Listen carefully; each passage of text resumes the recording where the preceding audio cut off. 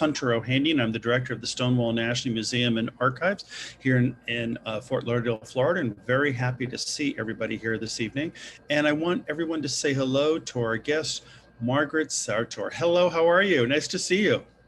I'm doing very well. Nice to see you too, Hunter. Where are Nice we to be finding here. you? Where do we find you this evening? You are finding me in Durham, North Carolina, which is where I live. We're actually kind of out in the country outside of the city with my husband, Alex Harris. And yeah, beautiful summer day here. Absolutely, and you're very close to Duke, and you teach there, and you are very much a part of Duke University. Yes, I've been fortunate to be part of Duke University and to teach here. Yeah, well, that's great. Well, so of course, we're going to be talking about the work of William Gedney this evening, but just a little bit of about Stonewall. If this is your first time, I want to say welcome to everybody. Stonewall is one of the largest LGBTQ libraries and archives in the United States. In our library, we have over 28,000 volumes, including 2 books by Margaret, I'm very happy to say. So thank you very much for those.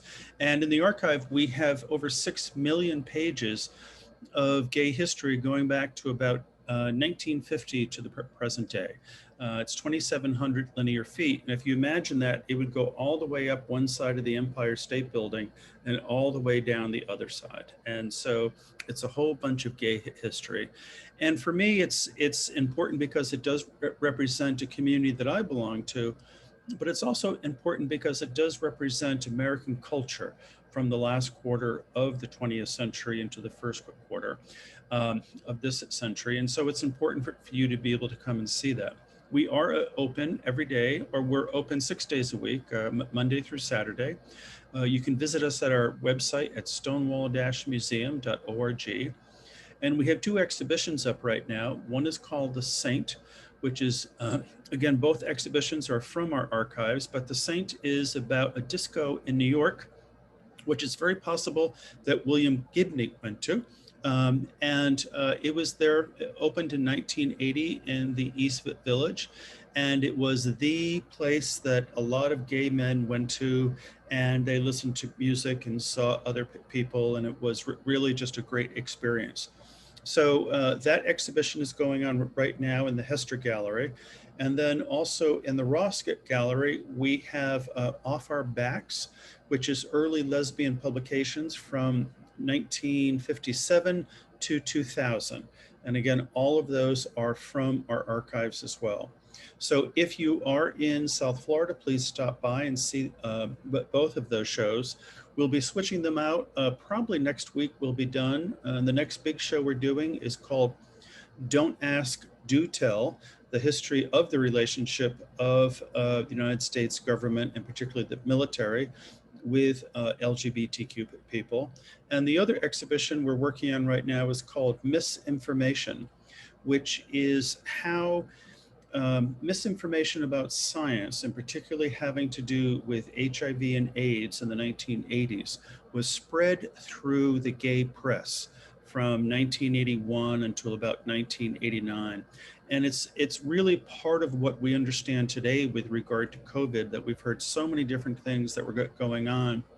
But if you can imagine yourself back at that time when so many people were getting sick themselves or family members, they were really sort of looking for anything. And we have an amazing collection of books which are from that time period. Unfortunately, they inadvertently spread misinformation out to the gay community. And so we're taking a deep dive into that, and how the gay press was actually part of that, unwittingly, to actually spread that information around.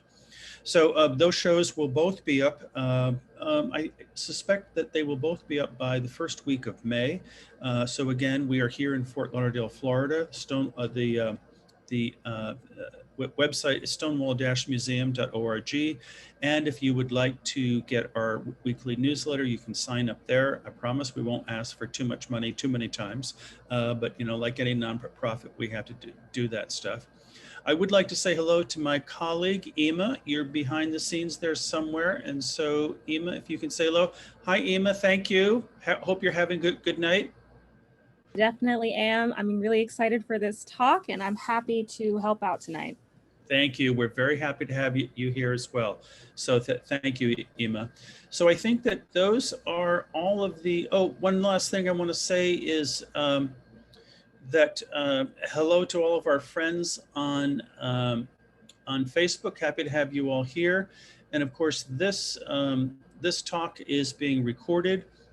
If you have questions, please throw them into the Q&A or the chat part, and we will get to those as well too. I try to save most of the questions for the last 15 minutes, but if you have people who have missed it, we get these up on the website probably in about 72 hours after the talk, and so that's fine as well. Ima, I just want to be sure that everybody can be seeing us speaking. All I see on my screen right now is Stonewall Admin. And so let's just be sure that's okay. And then we can keep going. I can see you. Okay, great. All right, there you go. I think now that you talked, we're good. You know, all this technology is just crazy. So Margaret, it's nice to meet you. You and I have not met before. And so we've learned that you're from Louisiana and you're living in North Carolina. And of course, you are a photographer, you're a curator, you're a writer, you're a teacher. You've got quite a history here. And it's nice to actually connect with you this way because you and I have not met before, and so I enjoy it. Well, thank you for inviting me. And I have to say that places like your museum are always important, specifically important now, archiving stories that other places are not, and making available places where people like us can gather and share these stories. I'm particularly, committed to archives, and particularly the histories that might have been lost to the trash bin, like Bill Gedney's negatives almost were, or other books I've worked on. And one day I'll visit your archive, but thank goodness that you exist and you are saving these things, because one day someone will want to go back and really understand the evolution of thinking around gay history. Hopefully it'll be taught in schools. Yeah, and absolutely. And it's sort of an interesting thing too, because as we were talking about the South, we have a serial in the archive. We have many, many serials, of course, but we have one serial called This Month in Mississippi. And it goes back to the early 1970s, and we were looking at it recently. And so now I'm talking about 1972 to 1975, and it's just a small little pamphlet like this, and it's definitely homemade. And it was a place for gay men to share stories and information, and where the local gay bar was, and who was friendly, and what was going on. But I was going through it and I saw this little news story that was no more than 75 words. And the sense of the story was, guys, if you're going out cruising in public, stay away from this park. I forget the name of the park, but stay away from this park because two gay men were there last weekend and they stopped a lynching in progress. And what it makes me think about, hello, Emery, nice to see you. What it makes me think about is the idea that that particular attempted lynching may not exist in any other written place other than that very small publication, that homegrown publication. And that fact may not have ever been known except for the fact that this small journal recorded it. Yeah, yeah. And actually probably helped more of them not to happen, Correct. Yeah. Correct. Yeah. So let's talk about Bill Gedney. Now, yeah. I don't know what I was reading, but I was reading something probably 6 months ago, 4 months ago when I first contacted you. And with all the stuff I've done with gay art, I knew nothing about him. Mm-hmm. And so I immediately started researching him and looking him up. And then every indication said I had to speak to you about him. And that, because of course you have got a lot of great work that you've done about him. But I found it really interesting that's, uncovering these figures, uncovering people. So he was alive from, help me out here. He was born at what year? 1932. 32. And he passed away of AIDS in what year? 1989. 89. Now, I understand that he was a somewhat reclusive individual. He was. And, but he was making amazing photographs of the gay world when he was in New York. He was making amazing photographs of many different worlds. Yeah. And for 30 years, I mean, and I'm going to show some photographs of his here in a minute, because it's very hard to talk about photography or a photographer without seeing what this man did. But, the reason you found my name is I happen to be the person who was fortunate enough to sort of be in the right place at the right time. Bill died in 1989. He was unknown, except for a very small circle of really New York friends, colleagues, some curators, other photographers. He taught at Pratt for a number of years. He left his work to, his work was eventually, because it had no real value on the art market at that time, was donated fully by his brother and the executor of his estate, his good friend Lee Friedlander, to Duke University. And I happened to be teaching there. Was looking for the next project. This would be in the early 1990s. And I tell you, the first time I looked in a box of photographs by Bill Gedney, I was entranced. Yeah. And I'll show his photographs. Again, this doesn't mean a lot unless you look at his work, but there have been, so I did publish the first book on Bill Gedney, the first monograph on Bill Gedney, which helped kind of reinsert him into that pantheon of photographers who worked primarily in the 60s, 70s, and 80s. Yeah. But there have been books since then. Yes. And one that was the primary editor was Gilles Marat, who's a French editor. Lisa McCarty also wrote a text for that, as well as I wrote a text for that. And most recently, there's a book of his work in San Francisco in 1967, following a group of hippies from one vacant apartment to the next, that's been published edited by, again, Lisa McCarty, who was at Duke for a while. She's at SMU now. And the writer, here it is, with Philip Gefter wrote a text for that. So I'm really happy, frankly. I couldn't be more pleased that I was able to sort of start the ball rolling and introduce Bill Gedney's work to a larger audience. But there are more books to be done about Bill Gedney.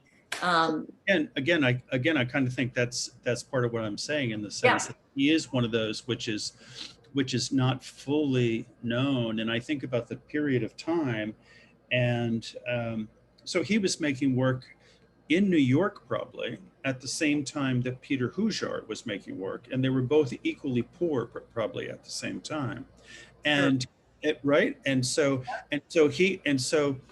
has your research shown any connection with any of the other gay artists of the time, or do you think he was really reclusive? He made Lee Friedlander the executor of his estate, so clearly he was involved with other artists of the time. But do you have any sense of who his circle of friends were, who his other artists were that he was connecting with? Yes. Well, he had a limited number of friends, and many of them did not know one another. They were largely artists and writers and photographers. The thing that we have to try to place ourselves in is the 1970s, 60s, 80s, Bill being born in 1932. Until he came down with visible symptoms of HIV, he was not out of the closet to most of his friends. He had lovers, he had gay friends, but again, he was very private. And so when Kaposi sarcoma, the visible symptoms of that kind of made his invisibility impossible, he came out and his friends stepped up, but he wasn't living an openly gay life. Again, I want to point out that he's of a different generation and one of the projects he did not finish, however, was starting in 1975. And I'll show a couple of these pictures. He photographed the rally that happened in New York in June on the anniversary of the Stonewall riots. So he photographed that from 1975 until I think it was like 1983 or 4. It was until he basically was too sick to attend. And just to interrupt for a second, looking at those pictures of what was called Christopher Street Liberation Day, and then of course it was called Pride, but the way he was depicting gay men at the time on the street was clearly an indication that as closeted as he might have been, he was really able to depict those individuals as they were. He knew who those people were, and he was able to depict them in incredible with just frankness and honesty. And of course, there was nothing like those gay pride parades back. I mean, I wasn't there at the time, but those gay pride parades back in the early 70s, because I mean, man, there was a lot of empowerment that those people felt, and they were out there in the light, as it were. They were used to meeting each other in bars and dark places and alleys and the meatpacking district and all that stuff. But when gay pride came around every June, it was a place for them to show themselves. And he actually allowed them to show themselves through his photographs. It's so obvious. Yes, yeah. I think Bill felt from an early age that he held back a lot of who he was. Sure. And I think he identified with the other populations of people that he chose to photograph, and he chose all his own subjects. He wasn't assigned them. Were people who were marginalized and maybe tried to put into tidy categories. And Bill sort of, the work, when we look at the work, absolutely refuses to put a person in a tidy category. These are complex individuals, whether they are, coal miners in Kentucky or hippies in San Francisco or the throngs in India or the gay rights parade, gay pride parade. He was really intrigued by how people communicated in particular nonverbal ways, like the physicality of people. And that's, and just to step in, that's an important point for people to remember too, that his bodies of work are really in a multitude of different locations, in the sense he has his work in San Francisco, there's work in Kentucky, there's work in New York, and there's work in India, I believe, well too. Right.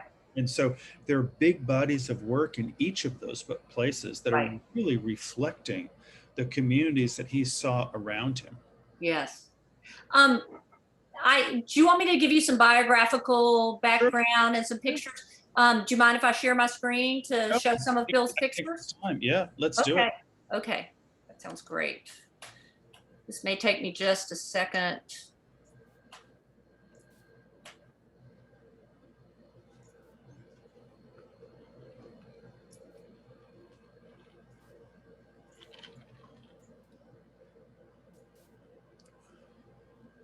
Okay, are you seeing that image? I am indeed. So is that Bill? Is that Bill? That is Bill around circa 1955. Wow. When he was a young student at the Pratt Institute in New York, he grew up in upstate New York, and he moved to Brooklyn to study art at the Pratt Institute. And it was while he was at Pratt that he discovered his affinity for the camera. But he did live in New York City for the rest of his life until he died in 1989.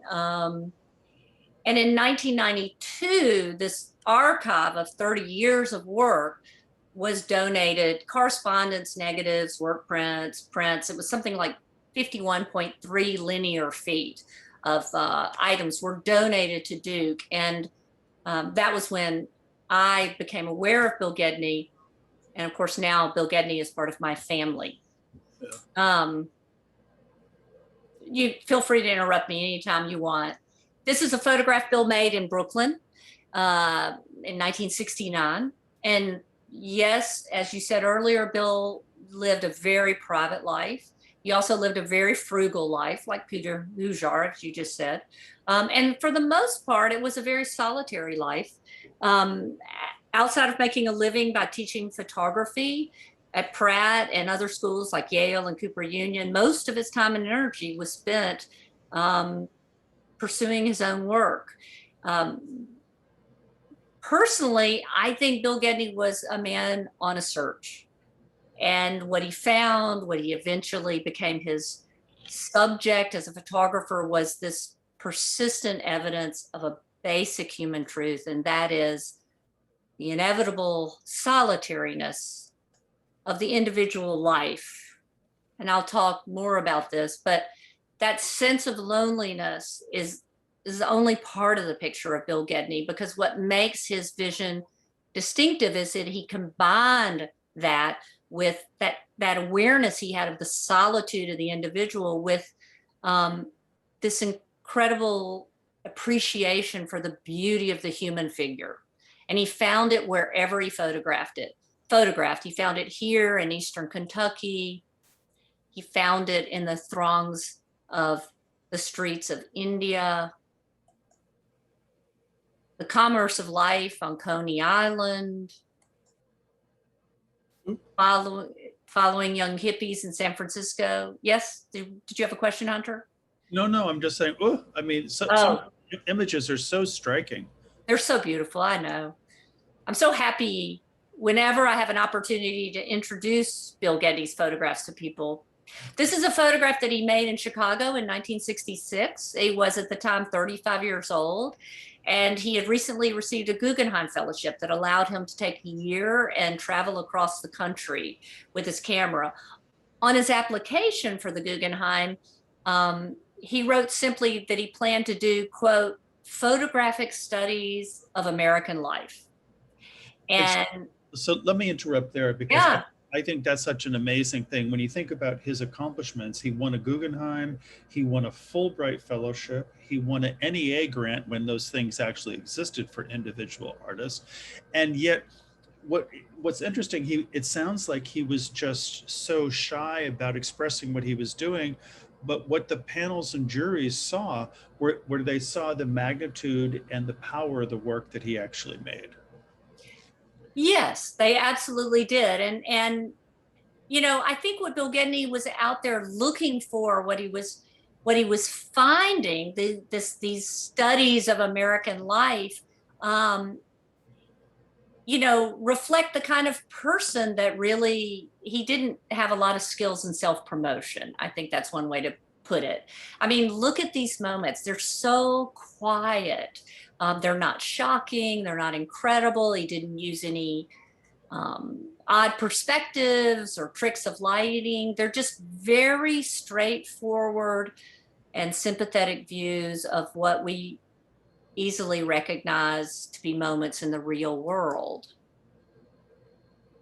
This is an astonishing photograph, one of my favorites. It's was made on the second of two trips he made to Eastern Kentucky. He went first in 1964. During both trips, he got to know, stayed with, and photographed the Cornett family. And this is Junior Cornett in 1972. So what brought him to Kentucky? That's a good question. So we don't know what brought him to Kentucky, but this is a photograph of Bill Gedney's grandfather. And one of the earliest projects he pursued while he was still a student at Pratt was a project photographing his grandparents. He called the series The Farm. And it's a really beautifully seen series of pictures. And I think he really was very comfortable. Their farm was at Norton Hill, New York. It's just one speculation on what drew him to Eastern Kentucky, to the coal miners. Of course, Bobby Kennedy was talking about poverty in America, and there were a lot of things going on right then where Appalachia may have been in the news, but what Bill was doing had very little to do with the news.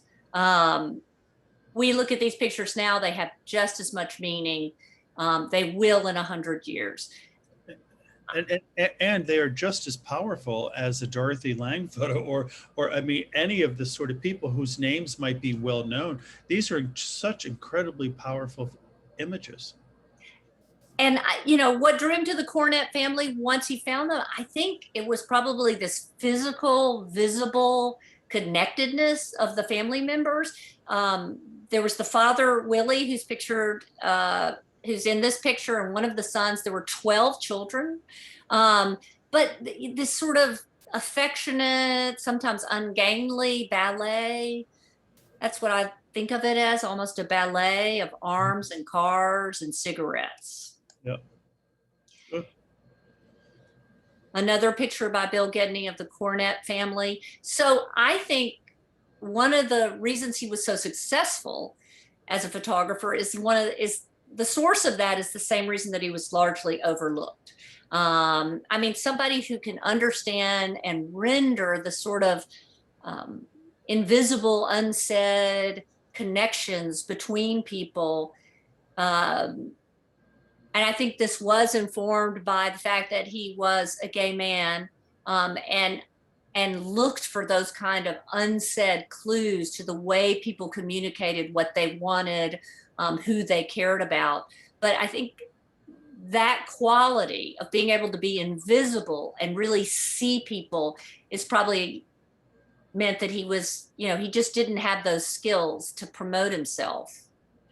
But I also think it's important not to think of Bill as a snapshot photographer, you know, snapshot style. He was an artist, and I'm showing here some photographs of his sketchbook that he kept when he was at Pratt and in New York, because he was a trained artist. He thought of himself as an artist from a very early age, and he was absolutely steeped in a knowledge of classical art and sculpture and depictions of the human form. Oh, lovely. These drawings are beautiful. Yeah, these drawings are beautiful. Yeah, absolutely beautiful. That way the body in everyday life, you know, just in the context of everyday life, is so sensual and elegant, and I think this is partly why the camera really appealed to him, was the ability to just very clearly describe and let the world speak for itself. Yeah. These were very thoughtful, informed, artistic decisions that he made as a photographer.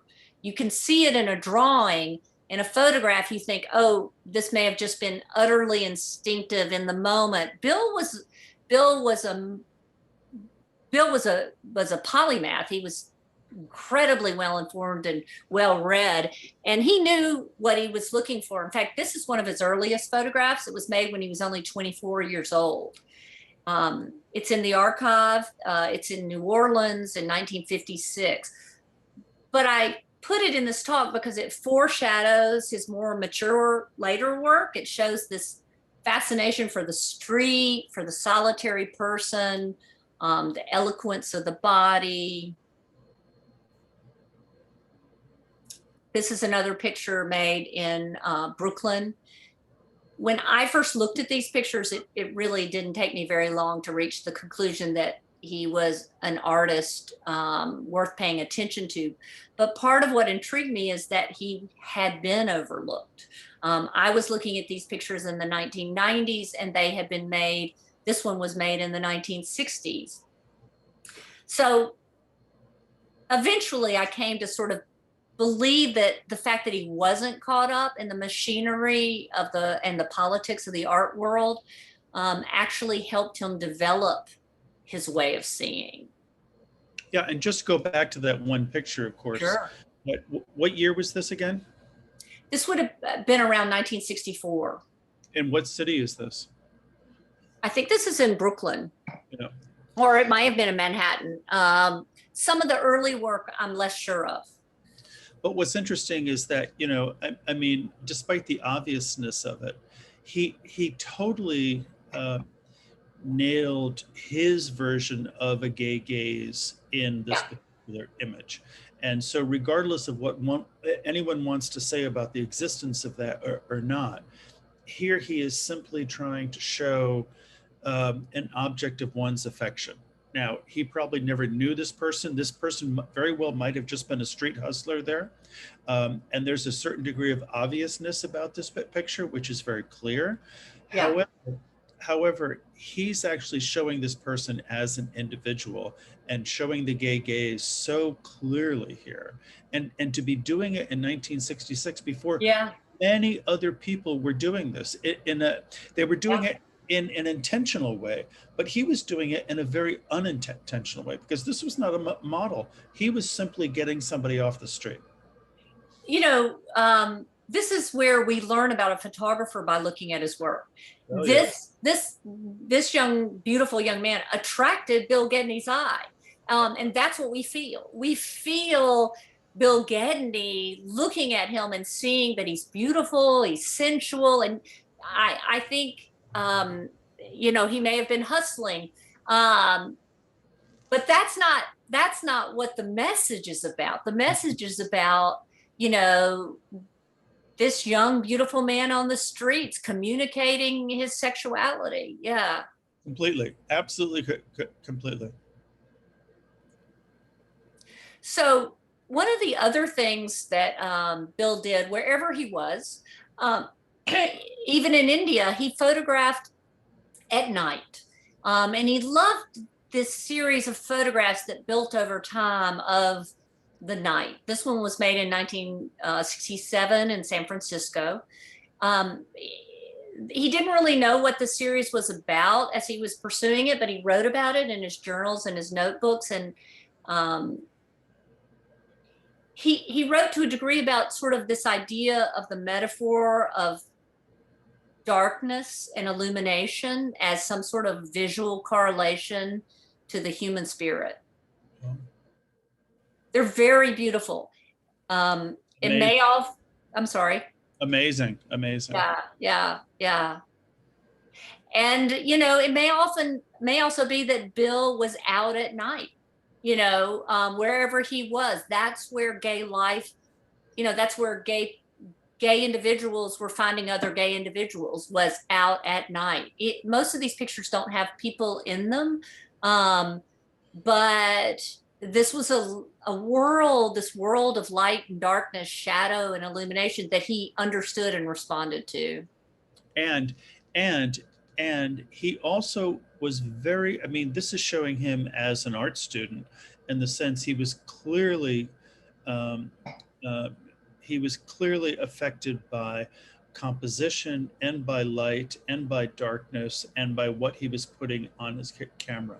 So artistically, it's just, I mean, it's a classic. I mean, any art director today in 2021 would love to be able to recreate this picture.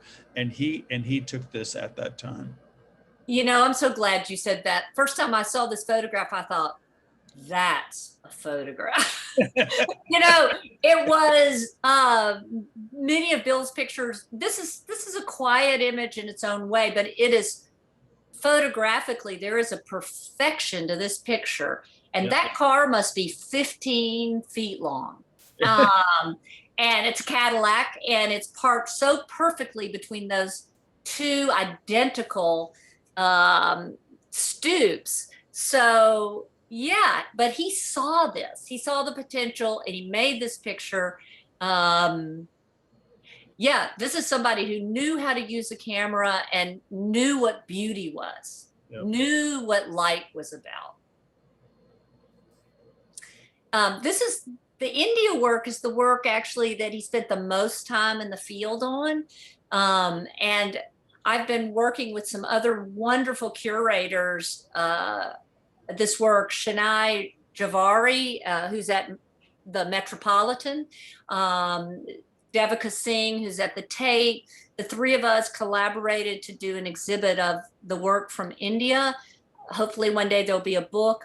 I think it's a really beautiful series. He traveled there in 1969 under a Fulbright. He stayed 14 months in the city of Benares, and then he returned 10 years later, once he had saved up enough of his own money to photograph in Calcutta for 4 months. So Margaret, we have a question from an attendee who asked, do you know the range of cameras that he used, particularly at this period of time? I believe he largely used Leicas and just handheld 35 millimeter Leica cameras. He didn't use large format or medium format. They're all 35 millimeter. I've never seen his cameras. Actually, his cameras were donated after his death. All of his photographic equipment and his library of photographic books were donated to an institution in India, because he felt like photographers, people interested in photography there, did not have access to photography books. And of course, this is all pre-internet. So Lee Friedlander arranged for these, according to Bill's wishes, to be donated, his cameras. It's great to know that his cameras were actually repurposed in that way. And just as an aside as well, too, most of the images that I've been seeing, this is all natural light he's working with as well, too. Oh, yeah. You know, I mean, for one thing, Bill is so unobtrusive. You know, he wouldn't have introduced a flash into these moments. One of Bill's talents, and we're talking about a grown man here who was, you know, normal height and weight, and at least 10 years older than the young men in this photograph, who remarkably was managed to make himself sort of invisible. Yeah. These are the drifters in San Francisco in 1967 when he was there, and he followed this group around. You know, he was very interested in the hippies, and this would have been the summer before the Summer of Love. He wrote about them in journals that he kept at the time, and I think he was a little baffled by their traditionalism. You know, my sense from his journals is that he was hoping that there was more of a revolutionary, in particular in terms of gender roles, and in the hippies, and in fact, they had pretty traditional ideas about gender and sexuality. But something he wrote in one of his notebooks that I think could have applied to himself, but he wrote about these young people that he was following. He described their, quote, restlessness and the need to search in forbidden places, but always coming back to the self alone. This work, the San Francisco work, has recently been published in a book called A Time of Youth. Just beautiful, absolutely beautiful. Ooh. Yeah. Stop me if you want me to go back. So the first time I looked at Bill Gedney's work in the early 1990s, I picked up this box. I wrote this down. I write about this in What Was True, but and the box was labeled in his handwriting, Eastern Kentucky. And I remember when I did, I had all these kind of expectations, knowing that this was an outsider's view of coal mining families. And I thought, you know, this was just going to be like all these pictures I'd seen before, poor people, a plea for justice. But what fascinated me about Bill Gedney is, while he didn't evade the evidence of hardship in these people's lives, he didn't make that the subject of the photograph. But again, go back to that last one if you can for a moment. Sure, the idea of that front grille and that rib cage together in that picture. Mm-hmm. I mean, that's a dream come true. I mean, I mean, I, I mean, his ability to capture these images is just so profound. So, and also he was living with the Cornett family. Both times he went down there, he lived with them in their house. I did meet many of the Cornetts. Willie, the father, here in the center of the photograph, surrounded by his sons.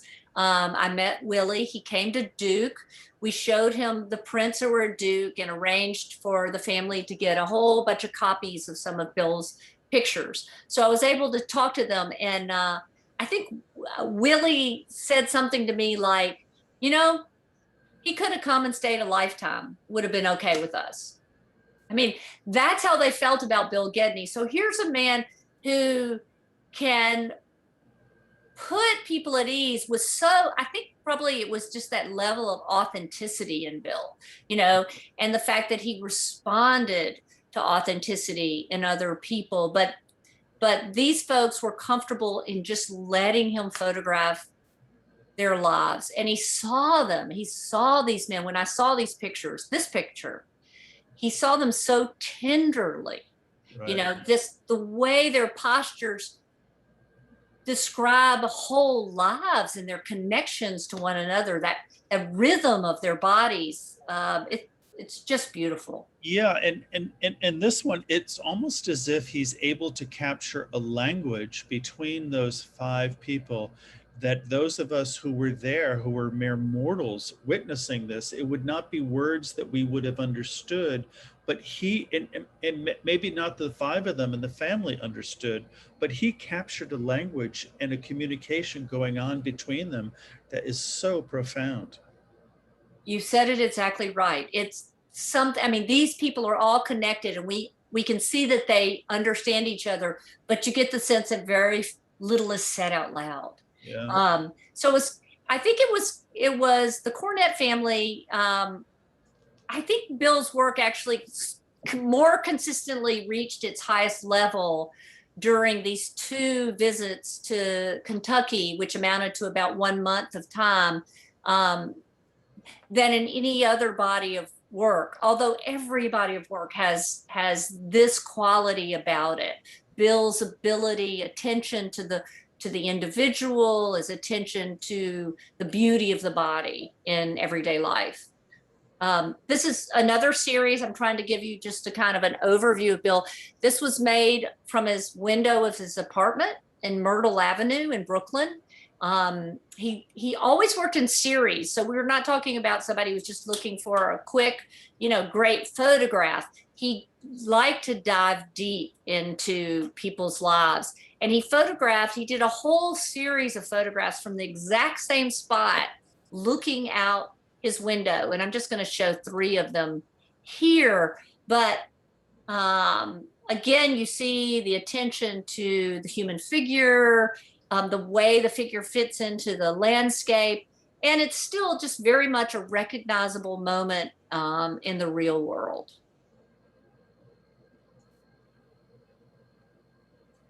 This is a self-portrait that William Gedney made in 1969.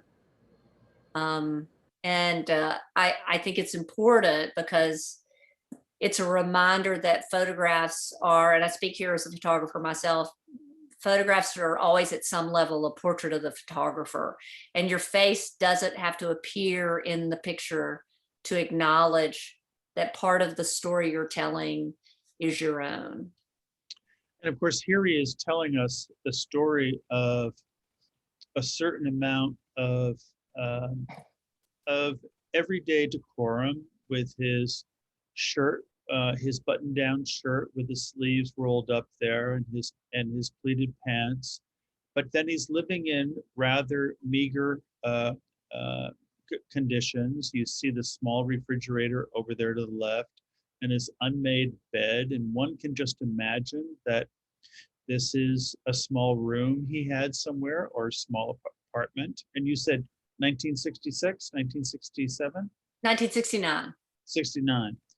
And so here he was living in New York, and a situation that was certainly not luxurious. Do you know if he had any relationship vis-a-vis selective service and the draft and how all that stuff worked out for him? Because he would have been prime target for that, wouldn't he?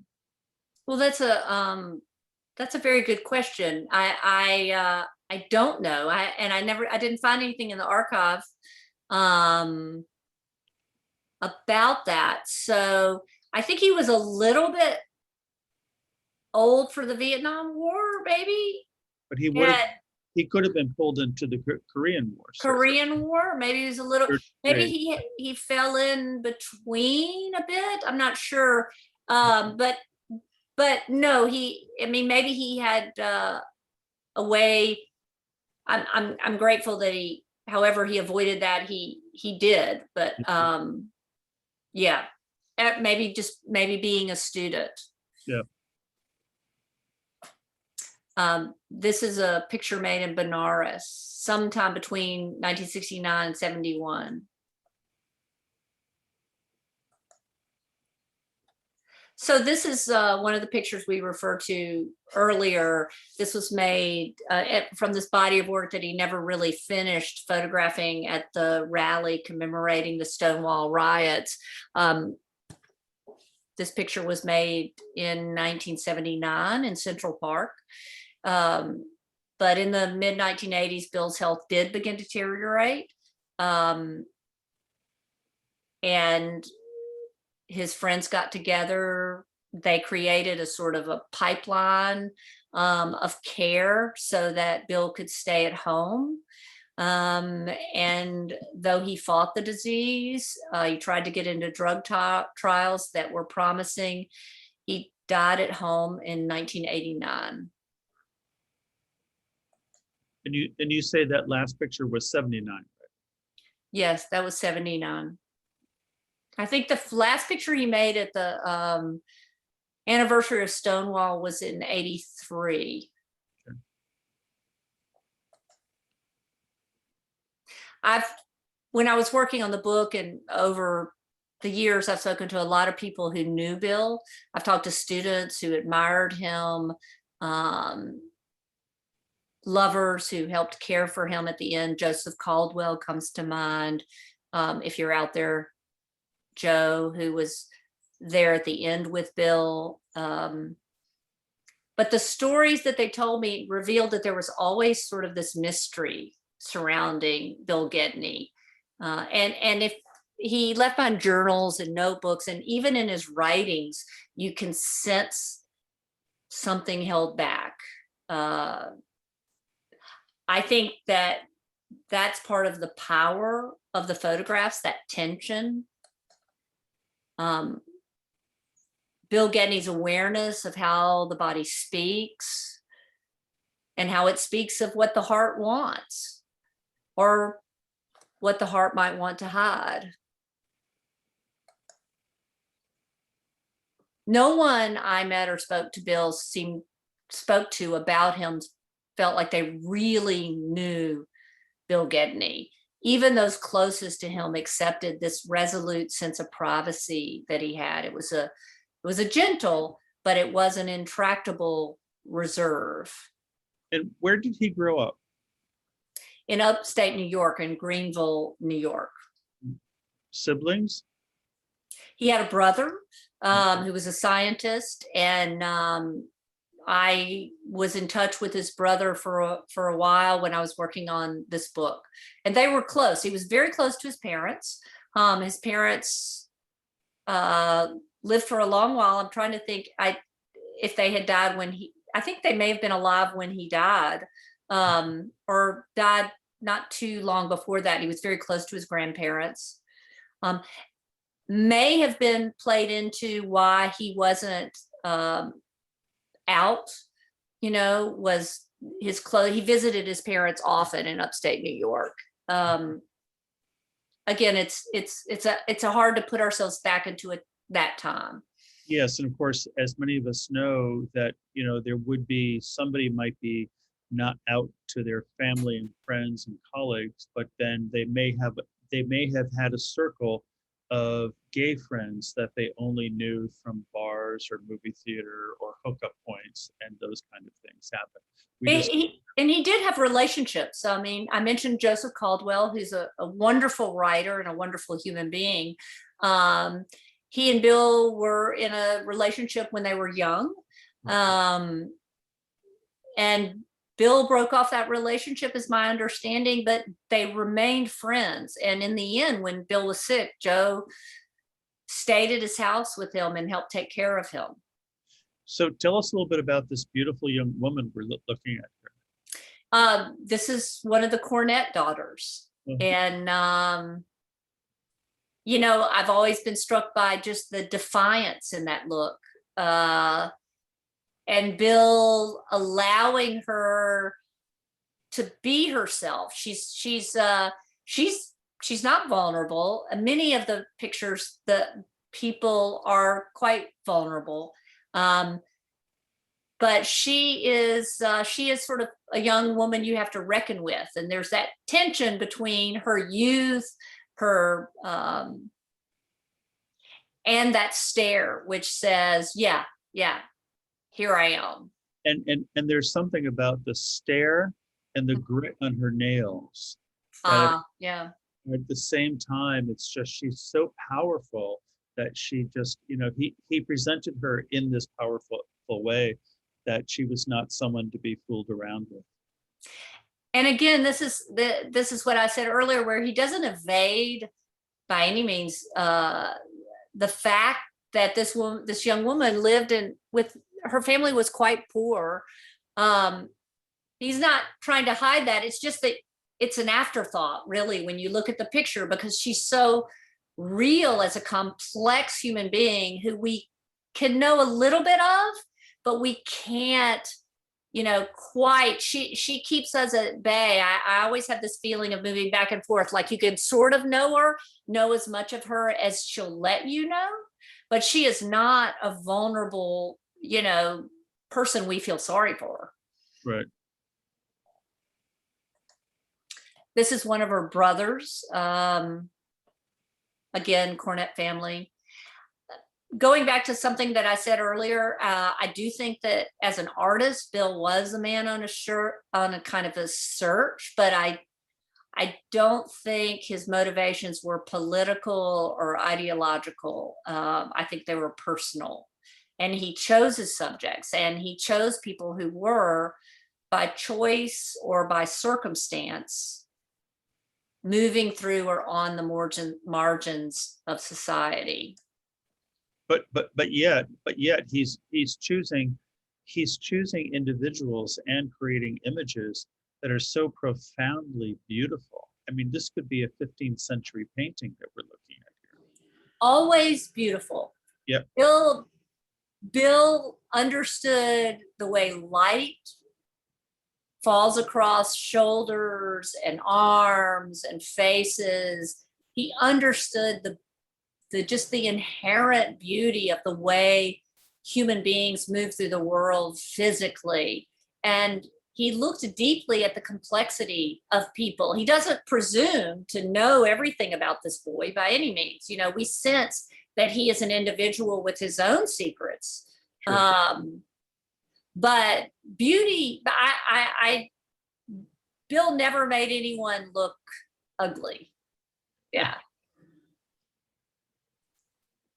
And I think there's this subtle sense of yearning that comes across in many of the photographs, and that perhaps many of the subjects felt. And I don't know if it is the pictures that you've chosen, because of course there's so many images. Do you know how many images exist of Bill's work?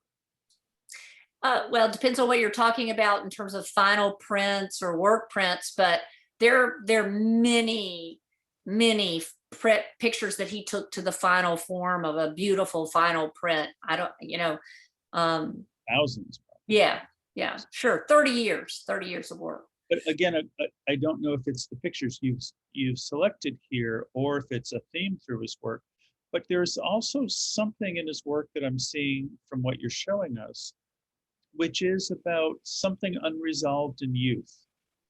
Mm. There is something about youth that seems not quite finished, that he is representing through the images that I'm seeing here now. Gosh, that's beautiful and insightful, Hunter. Yeah, yeah. You know, we all have certain images that we carry around with us, and as photographers, actually as an artist in any form, writers, you know, you it takes a while. Sometimes you just find yourself basically returning to the same subject. It's that thing you need to look at, that story that for whatever reason is unfinished in you. And you need to try to tell it. And it's true. It's true. There is a lot about the beauty of youth, the yearnings of youth in Bill's pictures. And then there's that just powerful sense of the solitary life. I think that, wherever he was, again, the pictures are about this family, they're about these individuals. But at some level, when you immerse yourself in the whole body of work and you look at the story, you're looking at Bill Gedney. This is Vivian Cornett, the mother of the Cornett family. I think that the genius of William Gedney and these photographs, I would say, is that on the one hand, there's this subtle flow of emotional exchange happening, and this, well, you kind of said it, unfinished or cup half empty kind of feeling.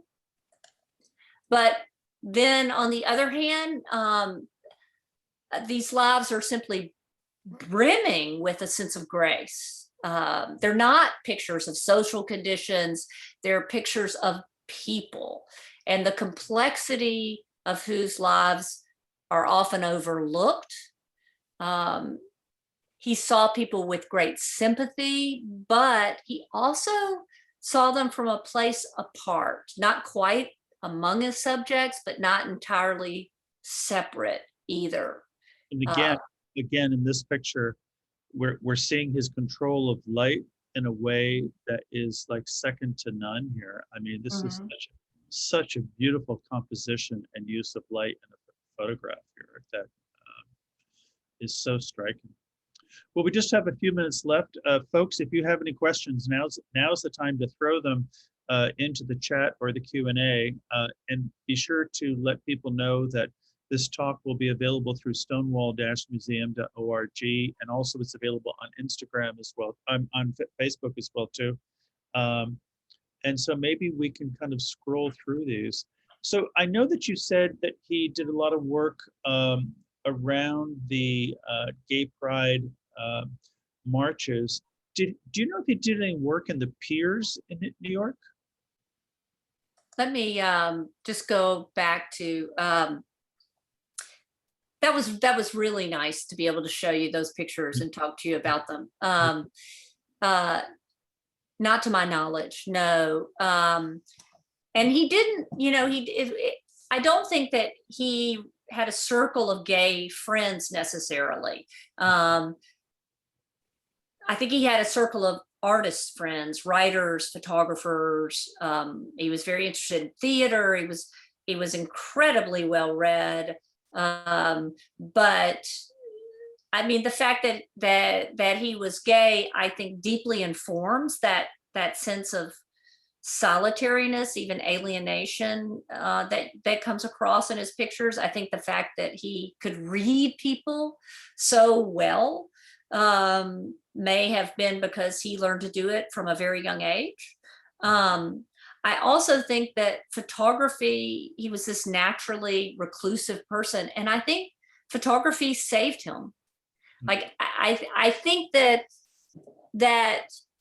it allowed him to be out in the world and get to know all kinds of people. And as I said, there's a way in which he's allowed to observe it, but yet be close to people, but not entirely part of the moment, but not entirely separate. So for a very private and person, this was, this was a way to really exist in the world in a very authentic and powerful way. No, amazing. Well, Margaret Sartor, I'm so happy to have you here. This has been just an amazing hour. I thank you so much for sharing this work. There are a number of books about Bill Gedney that you can find, and hopefully we've been putting them there in the chat as well too. I do have one quick question. Have his journals been published? Some of the journals have been published in the books. So I publish and quote the journals extensively in my book, What Was True. And the other books on Bill Gedney have included some of his writings, yes.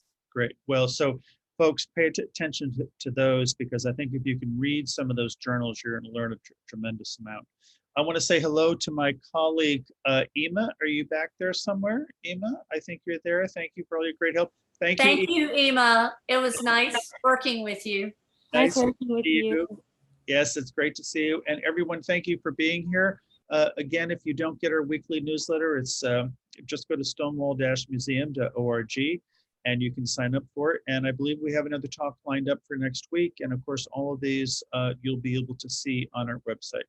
Margaret, I don't know what else to say except thank you. It was a great talk, and I hope to work with you again. And please come down to Florida, and I would love for you to spend some time in our archive. You have such a beautiful eye, and you have such a great historical perspective on all this stuff. So I'd love to be able to spend time with you. I hope that happens. My pleasure to be here. Thank you for inviting me. Thank you very much. Okay. Good night, everybody. Stay safe, and we'll see you all next week. So long. Bye.